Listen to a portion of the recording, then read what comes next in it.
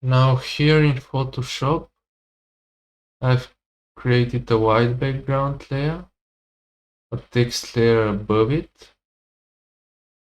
and a hidden layer with flowers on the top. Let's make the flowers layer visible and hit Ctrl+J to duplicate it. Then hit D on your keyboard to set the default foreground and background colors. Add a layer mask to the top layer, to the copy of the flowers layer. Then with the layer mask selected,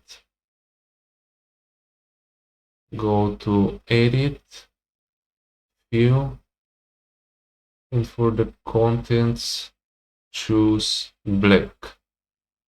Click OK.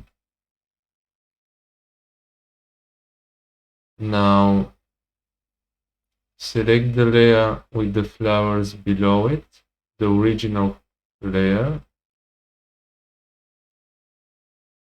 Then hold the Alt key, drag the mouse cursor between the text layer and layer 1 and click. Then select layer 1, copy the copy of the flowers layer and select the layer mask. Make sure you select the rectangular marquee tool, then click and drag like this. Select the opening of the letter O. Then go to Edit, View, and for the contents choose white.